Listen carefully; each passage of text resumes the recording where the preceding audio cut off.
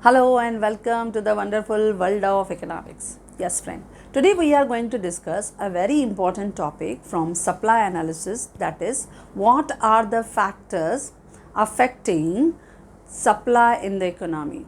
जब हम बात करते हैं factors affecting, यानी we are going to discuss some determinants which increase the supply or decrease the supply. So let's just discuss the determinants or factors affecting supply in a very easy way, as you know that simplicity is our main motto. Now supply, we know that कि supply का chapter भी systematically develop किसने किया? Alfred martial ने. ये question generally board में आपसे 4 marks के लिए डिमांडेड होता है और मैंने कहा ये क्वेश्चन इम्पॉर्टेंट है क्योंकि यही सेम क्वेश्चन हम डिस्कस करेंगे in the coming lecture, that is explain law of supply with assumption. जो ये हम डिटर्मिनेंट्स आज हम फैक्टर्स हम डिस्कस कर रहे हैं यही बनेंगे अजम्पशन, यानी बहुत इंपॉर्टेंट है. Either in the form of factors और in the form of assumption. This question is very important from your board examination points of view. So let us discuss. चलो स्टार्ट करते हैं. पहले इंट्रोडक्शन. द कॉन्सेप्ट ऑफ जो supply है it is developed by systematically develop किसने किया? Alfred Marshall in his book Principles of Economics in the year 1890. He tried to explain the producer behaviour in the market. He tried to develop the direct relationship between price and quantity supply. Then हम करेंगे B part, meaning यानी definition. अब supply का definition हम already कर चुके हैं. First lecture में हमने देखा था फर्स्ट पार्ट में व्हाट इज सप्लाई. तो supply means the amount of commodity which a seller is willing and able to offer for sale at various price level during a period of time. तो ये हमारा supply हुआ.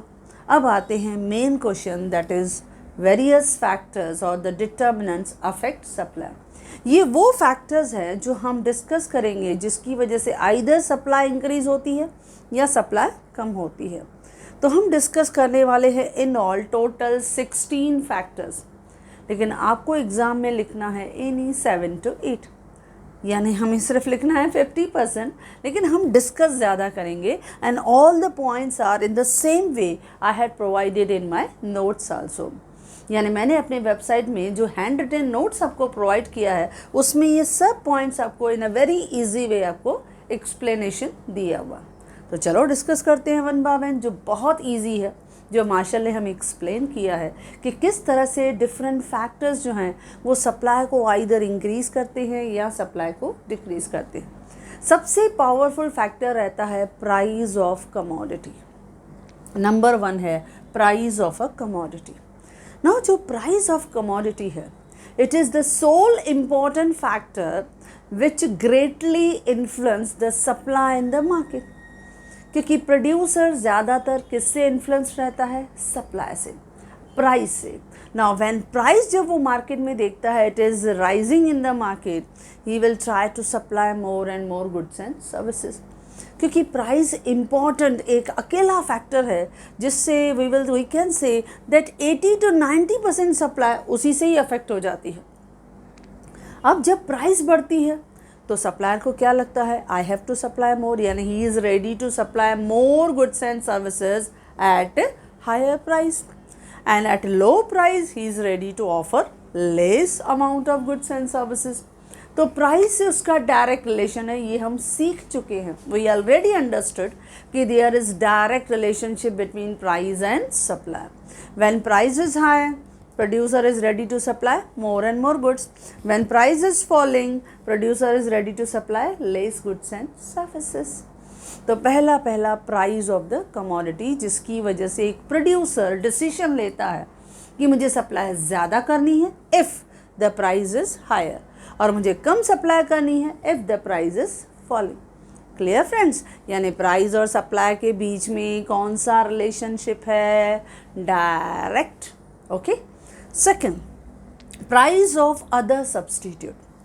Now as a producer, as a seller, as a businessman, I always keep an eye on all my competitors in the market.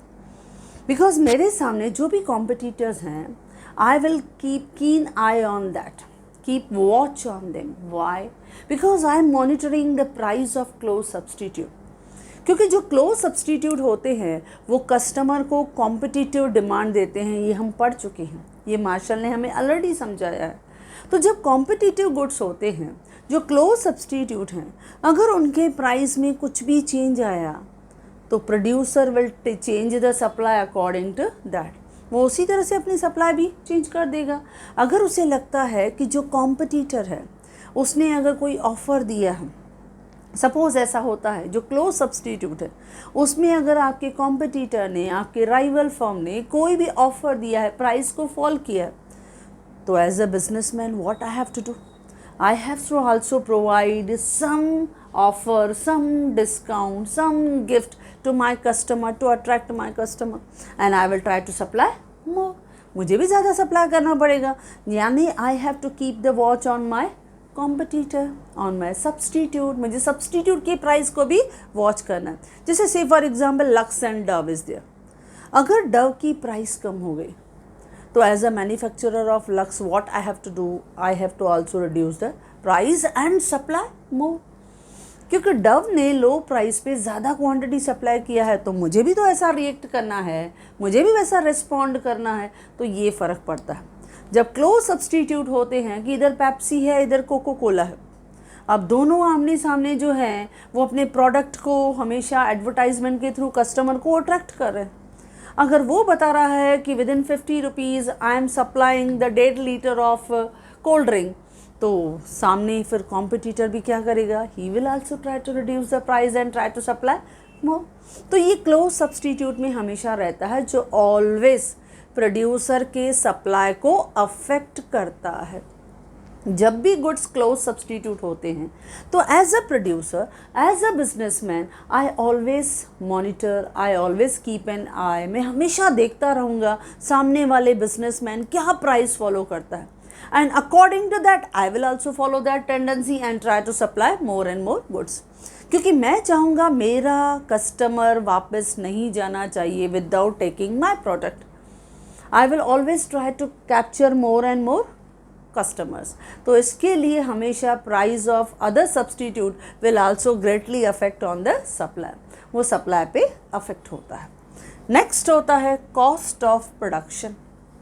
अब ये third factor है, cost of production.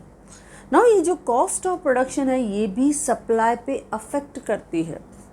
जब हम कहते हैं cost of production is high तो producer will supply less and vice versa, यानी reverse. यानी अगर कॉस्ट ऑफ प्रोडक्शन कम होगी तो he will supply more. Now reason why, ऐसा क्यों कहा ऐसा? क्योंकि जब कॉस्ट ऑफ प्रोडक्शन ज़्यादा होगी तो बट नेचुरल प्राइस भी ज़्यादा होगी, और जब प्राइस ज़्यादा होगी तो परचेज करने वाले कस्टमर्स कम रहेंगे, क्योंकि हम पढ़ चुके हैं at high price the demand will fall, demand कम होती है। और जब प्राइस लो होती है तो डिमांड हमेशा ज़्यादा आती है, और जब कॉस्ट ऑफ प्रोडक्शन कम है तो बट नेचुरल प्राइस भी कम होगी, और जब प्राइस कम होगी तो डिमांड करने वाले कस्टमर्स आपको ज़्यादा मिलेंगे। तो ये फ़र्क आता है। सपोज़ अगर एक ऑटोमोबाइल इंडस्ट्री है, अब ऑटोमोबाइल इंडस्ट्री में उसे पता है कि if I am producing, manufacturing the regular car, जो मैं रेगुलर कार दे रहा हूँ with in the very normal range, moderate range, यानी 4 to 5, 6, 7 lakhs मॉडरेट रेंज आ रहा है।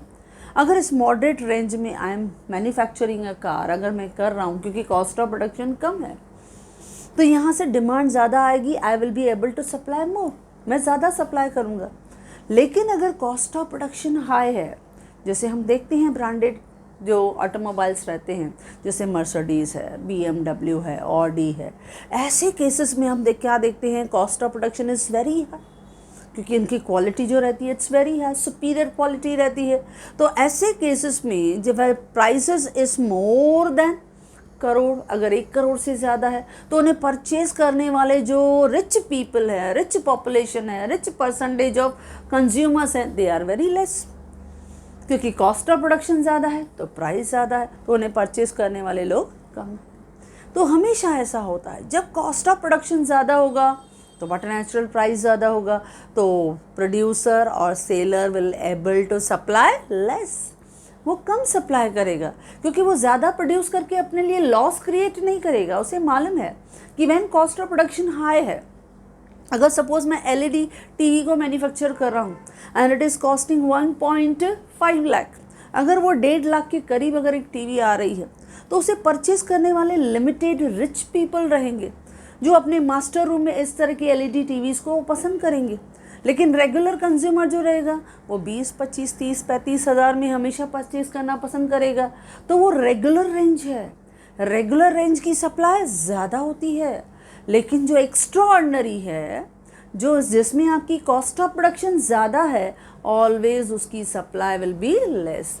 तो उसकी सप्लाई क्या होगी फ्रेंड्स? कम होगी। तो हमेशा ध्यान रखना, जब कॉस्ट ऑफ प्रोडक्शन ज़्यादा, प्राइस भी ज़्यादा, तो सप्लाई कम, और बिल्कुल उसका उल्टा यानी vice versa. Clear friends? Now fourth one है state of technology. State of technology भी आपके सप्लाई को अफेक्ट करती है। स्टेट ऑफ टेक्नोलॉजी यानी लेवल ऑफ टेक्नोलॉजी, वो आपके सप्लाई को डिसाइड करती है। Suppose as a producer I am using the modern and sophisticated machinery in my factory, तो but natural production capacity will be more and fast, बहुत ज़्यादा होगी। तो even eight low price I will supply more and more goods and services because I am using the modern technology. तो जब मैं advance और modern technology use कर रहा हूँ, तो I will be able to supply more. और अगर देखो, अगर if as a business man I am still using old technology, outdated technology, तो but natural my production capacity is less, कम होगी। तो जब प्रोडक्शन ही कम होगी तो मैं सप्लाई भी कम करूँगा। तो जब मैं ओल्ड टेक्नोलॉजी यूज़ कर रहा हूँ तो मैं सप्लाई भी कम कर रहा हूँ। If I am using the modern technology, अगर मैं लेटेस्ट टेक्नोलॉजी यूज़ कर रहा हूँ तो मेरी प्रोडक्शन ज़्यादा हो रही है और मैं सप्लाई भी ज़्यादा कर रहा हूँ। यानी आपकी टेक्नोलॉजी भी सप्लाई को अफेक्ट करती है। मॉडर्न टेक्नोलॉजी सप्लाई मोर, old technology supply less. Clear friends? देखो कितना इजी है, यानी जस्ट हेडिंग आपने लिख लिया ना, विद इन 2-3 लाइन्स आपको वो क्लियरली एक्सप्लेन करके बताना है। ओके, नेक्स्ट है transport facility. Now as a producer, if I will get better and cheaper transport facility, तो but natural I will try to provide my goods and services to each and every corner of my the country. मैं ज़रूर कोशिश करूँगा कि मेरे पास एक अच्छी ट्रांसपोर्ट फैसिलिटीज़ है, रेलवे फैसिलिटीज़ हैं, रोड फैसिलिटीज़ हैं, वाटर ट्रांसपोर्ट है, इवन एविएशन जो ट्रांसपोर्ट है वो भी मेरे पास बहुत अच्छा अवेलेबल है। तो व्हेन ऑल ट्रांसपोर्ट फैसिलिटीज़ मेरे पास चीपर और बेटर अवेलेबल है, तो I will try to supply my goods not only in my national level but also international level. मैं ग्लोबल मार्केट को भी टच करना चाहूँगा। तो ये एक बहुत बड़ा एडवांटेजेस रहता है as a producer. When I will get the different type of better transport facility at very reasonable cost, तो I will try to hire them and I will try to supply more. मैं ज़्यादा से ज़्यादा supply करने की कोशिश करूँगा। तो ये फ़र्क पड़ता है, जब ट्रांसपोर्ट फैसिलिटी ज़्यादा तो सप्लाई भी ज़्यादा, एंड उल्टा उसका वाइस वर्सा। अगर ट्रांसपोर्ट फैसिलिटीज़ कम रहेगी तो आपकी सप्लाई भी क्या हो जाएगी? कम हो जाएगी। Next, marketing facility. Now if the producer get the better marketing and infrastructural facility, then too producer will able to supply more and more goods and services. देखो, अच्छे इंफ्रास्ट्रक्चर, आपको अच्छे रोड्स की कनेक्टिविटी मिल गई, आपको अच्छे ट्रांसपोर्ट की भी फैसिलिटी मिल गई, आपके पास अच्छे गोडाउन्स अवेलेबल हैं, आपके पास अच्छे markets, malls properly structured available हैं, आपके पास बैंकिंग फैसिलिटीज़ अवेलेबल हैं। तो जब ये सब फैसिलिटीज़ आपके पास बहुत अच्छी तरह से अवेलेबल है ना, तो but natural you will able to supply more. तो जब मार्केटिंग फैसिलिटीज़ ज़्यादा अवेलेबल हो, आपके पास इंफ्रास्ट्रक्चर फैसिलिटीज़ ज़्यादा अवेलेबल हो, आपके पास सब रिसोर्सेज अवेलेबल हैं, तो what you will do, you will try to get advantages of that and you will produce more and supply more. तो आप ज़्यादा से ज़्यादा सप्लाई करोगे if you are getting the better transportation and marketing and infrastructural facility. Clear friends? Next आता है 7th point, government policy. अब जो गवर्नमेंट पॉलिसी है वो भी डायरेक्टली हमारी सप्लाई को अफेक्ट करती है। अब लास्ट ईयर 11th में आपने पढ़ा था, स्पेशली आपने कवर किया था कि हमारे इंडिया में स्पेशली जो गवर्नमेंट पॉलिसी है वो 1991 के बाद एक रिवोल्यूशनरी ट्रेंड आया था, एक बदलाव आया था, रिफॉर्म आया था। और वो न्यू इकोनॉमिक पॉलिसी जो है 1991 की हमारे इकोनॉमी में 3 मंत्रास लेके आई। और वो 3 मंत्रास थे LPG, यानी liberalisation, freedom, privatisation, public sector, बहुत सारे जो यूनिट्स थे, जो हमारे फैक्ट्रीज थी, जो बिजनेसेस थे, उनको प्राइवेटाइजेशन कर दिया, यानी ओनरशिप हमने पब्लिक टू प्राइवेट में ट्रांसफ़र किया। एंड ग्लोबलाइजेशन, यानी कंप्लीट फ्रीडम मिला, हमारी इकोनॉमी से बहुत रिस्ट्रिक्शंस को ख़त्म किया गया। तो ये जो हमारे इकोनॉमी में एक रिफॉर्म आया 1991 में, उसमें गवर्नमेंट ने पॉलिसी को चेंज किया। नाउ ये चेंजेस हमारी इकोनॉमी में हमेशा गवर्नमेंट टाइम आफ्टर टाइम करती है, because they always try to support the businessman. वो हमेशा चाहती है कि private sector and public sector should go hand in hand, क्योंकि हमारी मिक्स्ड इकोनॉमी है, तो वो हमेशा उन्हें सपोर्ट करते रहते हैं। अब इसमें लाइसेंसिंग्स, उनकी रिस्ट्रिक्शंस को उन्होंने कम कर दिया है। उसके अलावा टैक्सेशन, उनमें उन्होंने काफ़ी बदलाव लाया है। सब्सिडीज़ हो, अलाउंसेस हो, वो भी बहुत से इंडस्ट्रीज़ को दिया है ताकि उनकी प्रोडक्शन कैपेसिटी बढ़े और सप्लाई ज़्यादा हो।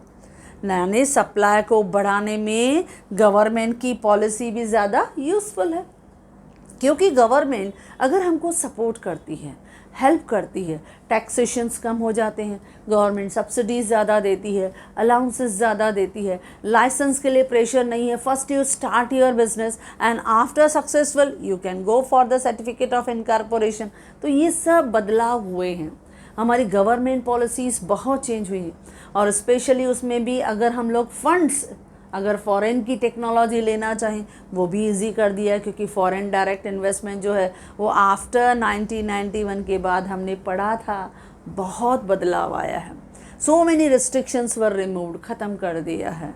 तो ये सब क्या है, गवर्नमेंट की पॉलिसीज़ को लिबरलाइज करना, यानी सप्लाई को पुश करना ताकि सप्लाई ज़्यादा से ज़्यादा हो। यानी गवर्नमेंट की पॉलिसी भी सप्लाई को बढ़ाने में मदद करती है। ओके फ्रेंड्स, चलते हैं नेक्स्ट पॉइंट पे, that is 8th point, climate. अब क्लाइमेट भी आपकी सप्लाई को अफेक्ट करता है, क्योंकि क्लाइमेट अगर फेवरेबल है तो सप्लाई ज़्यादा, और अगर क्लाइमेट अनफेवरेबल है तो सप्लाई कम। जैसे से फॉर एग्जांपल, अगर क्लाइमेट फेवरेबल हुआ, अच्छी मानसून हमें मिला, तो एक अच्छी रेनफॉल होने से हमको रॉ मटेरियल अच्छा मिला, क्योंकि एग्रीकल्चर ही कनेक्टेड होता है सेकेंडरी सेक्टर से। अच्छा, रॉ मटेरियल अच्छा मिला, राइस अच्छा मिला, तो राइस मिल्स में काम अच्छी तरह से होता है। जो शुगर फैक्ट्रीज़ हैं उनको रॉ मटेरियल शुगर कैन आता है। तो यहाँ मानसून अच्छा मिला, उनको रॉ मटेरियल अच्छा मिला, उनका प्रोडक्शन भी अच्छा चलता गया, यानी सेकेंडरी सेक्टर भी प्रॉपरली मूव होता गया। और जब सेकेंडरी सेक्टर अच्छी तरह से प्रोडक्शन कर रहा है तो उसको भी तो ट्रांसपोर्ट, उसको बैंकिंग, वेयर हाउसिंग, मार्केटिंग की ज़रूरत पड़ती है। यानी एंटायर इकोनॉमी जो है वो पूरी तरह से सप्लाई ज़्यादा करती है।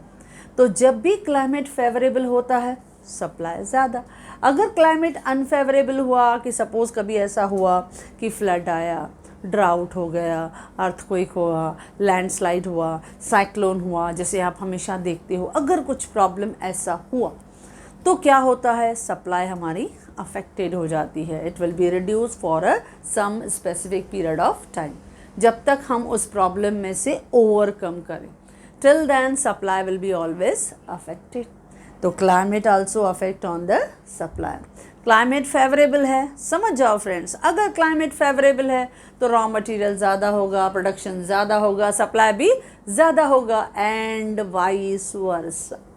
ओके फ्रेंड्स, नाउ ये थे 8 पॉइंट्स जो हमने डिस्कस किया कि प्राइस ऑफ कमोडिटी जो सबसे ज़्यादा इफेक्ट करता है, प्राइस ऑफ अदर जो सब्सटीट्यूट हैं, क्लोज सब्सटीट्यूट, उनकी प्राइस भी आपके सप्लाई को अफेक्ट करती हैं कि सामने वाला कॉम्पिटिटर क्या कर रहा है, आप भी उसके अकॉर्डिंगली अपनी सप्लाई को इंक्रीज डिक्रीज करते हो। देन कॉस्ट ऑफ प्रोडक्शन, ज़्यादा है तो सप्लाई कम। और कॉस्ट ऑफ प्रोडक्शन कम है तो सप्लाई ज़्यादा। Then state of technology, modern technology है तो सप्लाई ज़्यादा, ओल्ड टेक्नोलॉजी है तो सप्लाई कम। देन ट्रांसपोर्ट की फैसिलिटी बेटर अवेलेबल है, चीपर अवेलेबल है, रीजनेबल प्राइस पे अवेलेबल है, तो आप तो चाहोगे सप्लाई तो मैं ज़्यादा से ज़्यादा करूं, हर एक कॉर्नर को हम हमेशा कवर करूं, यानी ईच एंड एवरी एरिया में मेरे कस्टमर ज़्यादा होने चाहिए। मार्केटिंग फैसिलिटीज़ भी आपके पास बेटर अवेलेबल है, तो but natural supply will be more and more. Then government की पॉलिसी, जिसमें लाइसेंसिंग्स की रिस्ट्रिक्शंस जो है वो कम कर दी है गवर्नमेंट ने, सब्सिडीज़ ज़्यादा प्रोवाइड कर रही है, wherever it is necessary, या अलाउंसेस गवर्नमेंट दे रही है। तो इस तरह की जब फैसिलिटीज़ हमें गवर्नमेंट प्रोवाइड करती है, यानी लिबरलाइजेशन पॉलिसी जब रहता है, तो supplier will be able to supply more and vice versa. और लास्ट हमने 8th पॉइंट किया, क्लाइमेट। जब क्लाइमेट फेवरेबल होता है तो सप्लाई ज़्यादा, और जब क्लाइमेट अनफेवरेबल होता है तो supply will be automatically affected, क्योंकि एडवर्सली अफेक्टेड होता है। ओके फ्रेंड्स, ये थे 8 पॉइंट्स। चलो अब 8 पॉइंट्स और डिस्कस कर लेते हैं कि कैसे और हमारी सप्लाई जो है वो अफेक्टेड होती है। पॉइंट्स ज़्यादा हैं लेकिन आपको लिखना है इन्हीं 7 to 8 points. Okay, yes, 9th point है sellers future expectation. Now seller भी एक ह्यूमन बीइंग है, he always try to predict about future prices।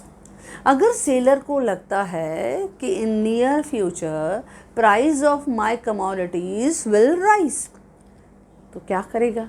Eight present he will supply less, क्योंकि वो वेट करेगा कि वो आने वाले फ्यूचर डेज में जब वो 10-15 दिनों के बाद उसकी प्राइस बढ़ेगी, then only I will take the better advantages of this higher prices and I will supply more। तो सेलर की एक्सपेक्टेशन के हिसाब से भी कभी सप्लाई अफेक्टेड होती है। अगर सेलर को लगता है कि कमिंग डेज में प्राइस फॉल होगी, सपोज कंपटीशन बढ़ेगा, सप्लाई ज़्यादा होगा और प्राइस गिरेगी, तो एट प्रेजेंट वो क्या करेगा? He will try to supply more, ताकि मेरा जो प्रोडक्शन यूनिट्स हैं जो भी मैंने प्रोड्यूस किया है एटलीस्ट वो तो सेल हो जाए मार्केट में। तो इससे सप्लाई अफेक्टेड होती है। जब भी एक प्रोड्यूसर, एक सेलर फ्यूचर के प्राइस को प्रिडिक्ट करता है, एक्सपेक्ट करता है, तो he will decide its supply according to that. For example, अगर प्रोड्यूसर को लगा कि फ्यूचर में price of its goods will increase, बढ़ेगा, तो क्या करेगा? At present he will reduce its supply, तो वो अभी सप्लाई कम करेगा और फ्यूचर में सप्लाई ज़्यादा करेगा। तो देखो, उसने प्रेडिक्ट किया, सोचा और उसी के हिसाब से डिसीजन लिया। Okay friends, 10th point, goal of producer. Now goal of producer also affect the supply of goods and services। कि प्रोड्यूसर के माइंड में गोल क्या है? गोल यानी मोटिव, मकसद, पर्पस, वो किस पर्पस से बिजनेस कर रहा है। अब जब हम मोटिव और गोल की बात करते हैं तो generally each producers have 2 goals. उनके माइंड में 2 गोल होते हैं। एक तो शुरू से जो हमको सिखाया जाता है कि बिजनेस हम क्यों करते हैं, फॉर प्रॉफिट मेकिंग। तो हर एक के बिजनेसमैन के माइंड में होता है टू अर्न मैक्सिमम प्रॉफिट। जब उनको लगता है कि प्रॉफिट मुझे मैक्सिमम कमाना है, तो वो क्या करेंगे? हाई प्राइस पे सप्लाई ज़्यादा करेंगे, हाई प्राइस पे सप्लाई ज़्यादा करेंगे और कम प्राइस पे वो कम सप्लाई करेंगे। Now this is the old tendency, ये पुरानी टेंडेंसी है। अगर हम मॉडर्न इकोनॉमी की बात करें, जो हमारी मॉडर्न इकोनॉमी एक ग्लोबल इकोनॉमी है, जिसमें we are connected with the world economy, we are integrated with the global economy, तो हम अगर उस इकोनॉमी की बात करें तो आजकल हमारे प्रोड्यूसर्स मॉडर्न हो गए हैं, उनकी सोच बदल गई है, उनका गोल बदल गया है। उनका गोल क्या है पता है? उनको लगता है भले प्राइस कम करो लेकिन सप्लाई ज़्यादा करो, यानी वो इनडायरेक्टली क्या चाहते हैं? To capture the market. वो चाहते हैं कि मेरे मार्केट में पूरी तरह से हर कस्टमर को मेरे प्रोडक्ट की आदत होनी चाहिए। और ये सोच बहुत बिजनेसमैन अभी रखते हैं, क्योंकि डायरेक्टली नहीं तो इनडायरेक्टली क्या होगा? भले मैंने प्रॉफिट मार्जिन को कम किया, मैंने प्राइस को कम किया, लेकिन मैंने सप्लाई ज़्यादा किया, मैंने मैक्सिमम कंज्यूमर्स को मार्केट में जो है वो सेटिस्फाई किया, यानी what I did, I grab the maximum consumers in the market. मैंने मार्केट में मैक्सिमम कंज्यूमर्स को मार्केट में कवर किया। सो इससे क्या होता है, उसका सेल ज़्यादा हुआ, उसका मार्केट में एक रेपुटेशन, गुडविल ज़्यादा बढ़ा। तो ओवरऑल सेल्स की वजह से आजकल हमको क्या मिलता है, बैंक से जो लोन्स और क्रेडिट फैसिलिटीज़ होती हैं, not on the basis of profit but on the basis of your sales. आपने सेल कितना किया, कितने टारगेट्स अचीव किए, that is the most important. तो आपकी सप्लाई जो है वो गोल से भी अफेक्टेड होती है कि आपके माइंड में गोल क्या है, आप क्या चाहते हो। आप प्रॉफिट मैक्सिमाइज चाहते हो तो आप वेट करो, हायर प्राइस पे ज़्यादा सप्लाई करो। ये पुरानी सोच। मॉडर्न सोच क्या है, स्मार्ट थिंकिंग क्या है, वो सोचते हैं प्राइस भले कम हो लेकिन I will supply more because I will capture the entire market. ये सोच होती है आज के मॉडर्न प्रोड्यूसर की।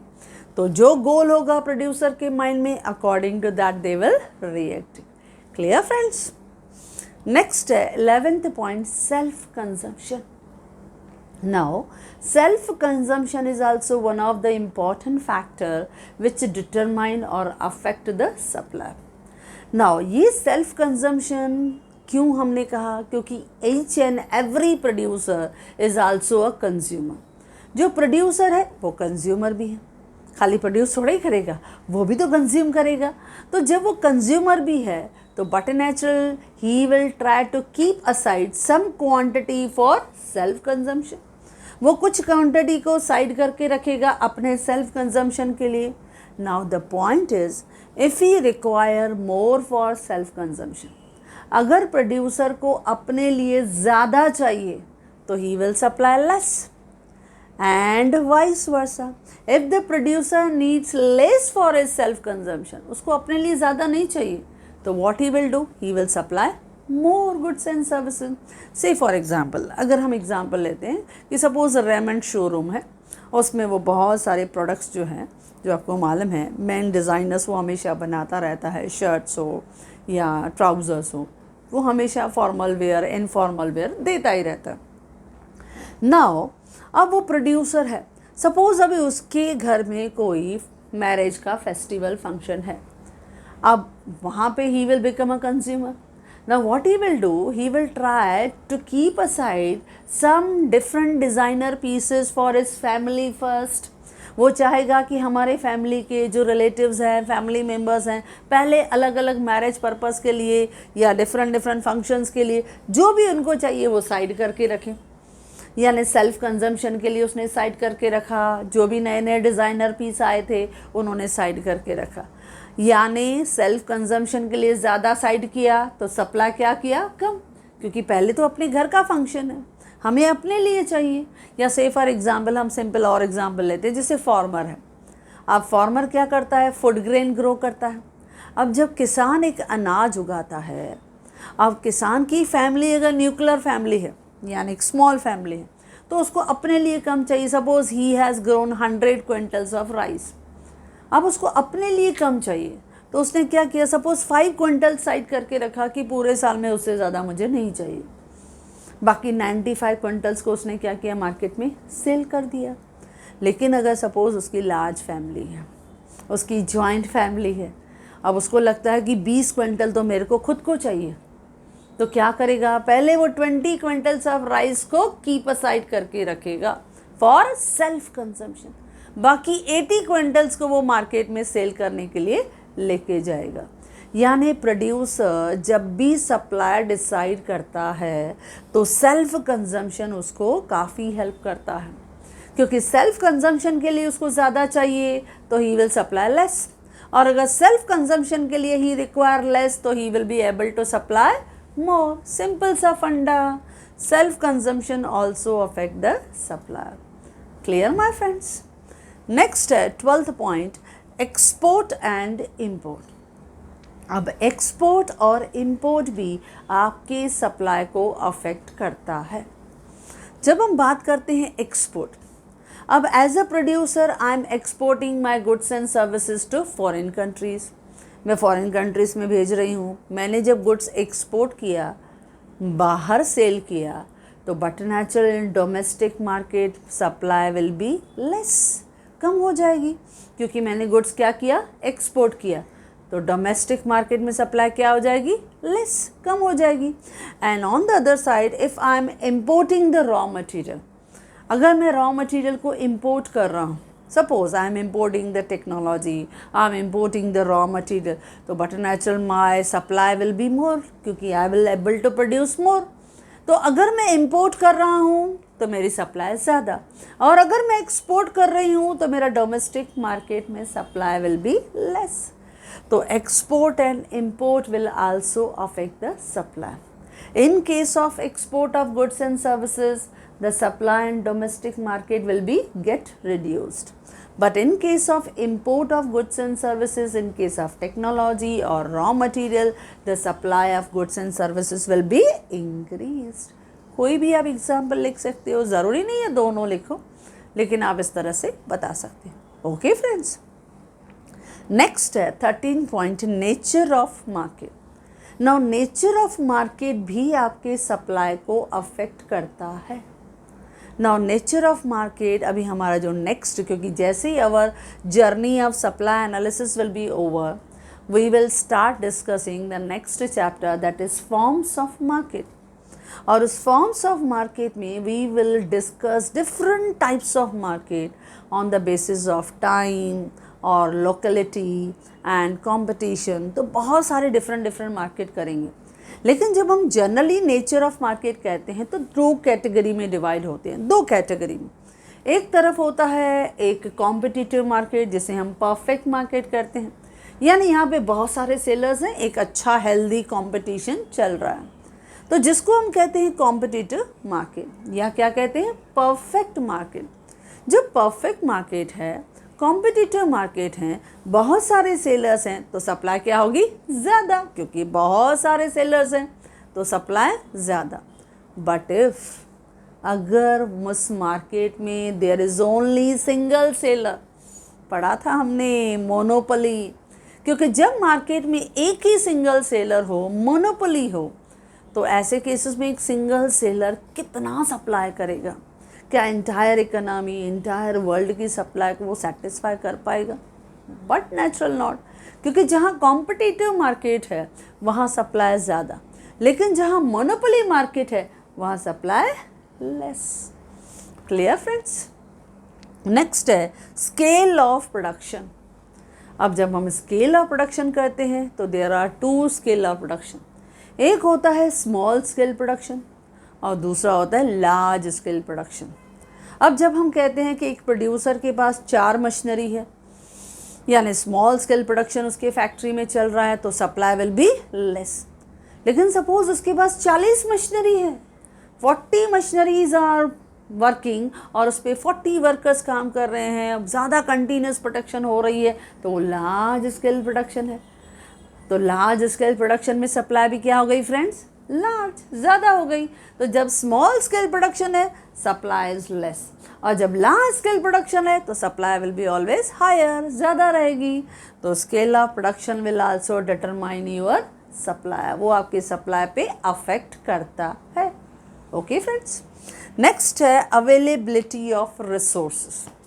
अब एज अ प्रोड्यूसर हम डिस्कस कर चुके हैं कि जब I am taking the decision of producing various goods and services, तो I have to coordinate various resources. मुझे रिसोर्सेज को कोऑर्डिनेट करना है इन अ प्रॉपर प्रोपोर्शन, जिसमें man, money, material, machinery, method, market, ये सब रिसोर्सेज मुझे क्या करना पड़ता है, अकोमोडेट करना पड़ता है, मिलाना पड़ता है इन अ राइट प्रोपोर्शन, वो मुझे यूज़ करना है। तो अगर मेरे पास अवेलेबिलिटी ऑफ रिसोर्सेज ज़्यादा है, मेरे पास काफ़ी अच्छा स्टाफ है, मेरे पास मनी का इन्वेस्टमेंट लेवल बहुत अच्छा, क्रेडिट फैसिलिटीज़ बहुत अच्छी अवेलेबल है, मेरे पास मटेरियल प्रॉपरली अवेलेबल है, अगर मेरे पास मशीनरी की भी अच्छी फैसिलिटीज़ है, यानी I am having a good availability of resources, तो आप बताओ सप्लाई क्या होगी, I will be able to supply more, तो मैं ज़्यादा सप्लाई कर पाऊँगा।